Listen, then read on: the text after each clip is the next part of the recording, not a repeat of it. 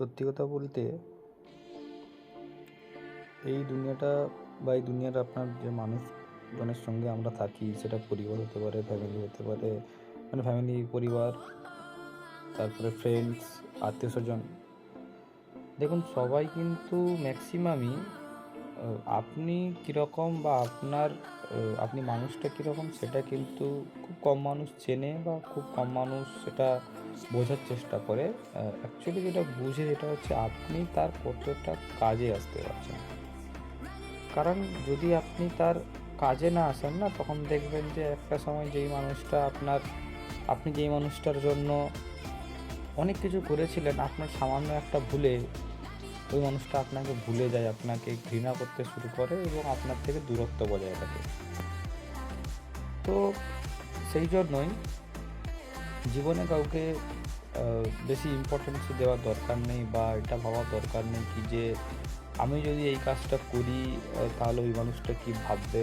কেউ কিছু ভাববে না। কারণ আপনার জীবনের ভ্যালুয়েশন, মানে বিশেষ করে ছেলেদের জীবনের গুরুত্ব বা ছেলেকে দেখা হয় তার ইনকামের দিক দিয়ে। ছেলেটা কতটা সৎ, কতটা ভালো, কতটা আম মানে ভালো মানসিকতার, কতটা আম কালচারাল, সেইটা কিন্তু কেউ দেখে না। কেউ সেটার পরোয়া করে না। দেখে যে ছেলেটা কত টাকা ইনকাম করে। আপনি যেকোনো আম আপনি জায়গা তুলে ধরুন না কেন, দেখবেন একটাই জিনিস কম্প্যারিজন আসে, সেটা হচ্ছে ছেলে কত টাকা ইনকাম করে। সেটাই হচ্ছে ছেলের ওয়েট। আপনি হয়তো মানে ভালো একজন ছেলে, আপনি সবার ভালো করেন বা হেল্পে পাশে দাঁড়ান। কিন্তু আপনার যখন কোনো দরকার পড়বে না, তখন যদি আপনি কাউকে সেই দরকারের পাশে চান না, দেখবেন পাবেন না। কারণ কি, তারা দেখবে যে ও আমার দরকারে কতটা পাশে ছিল, ও আমার কি প্রয়োজন মেটাতে পেরেছে, তাই না? দেখুন, আপনি ধরুন কোনো প্রবলেম হলো পর কাউকে যদি আপনি ৳৫০ চান, আ দেখবেন সে দেওয়ার আগে ৫ বার ভাববে। আবার অনেকের কাছে টাকা থেকেও দিবে না। এরকম সে বন্ধু হতে পারে, ফ্যামিলি হতে পারে, রিলেটিভ হতে পারে, যে হতে পারে। কিন্তু বাকি অন্যান্য সময় মজ মস্তি করার বেলা, কোনো নেশা করার বেলা, তখন দেখবেন বন্ধু-বান্ধব, আত্মীয়স্বজন সবাই আছে।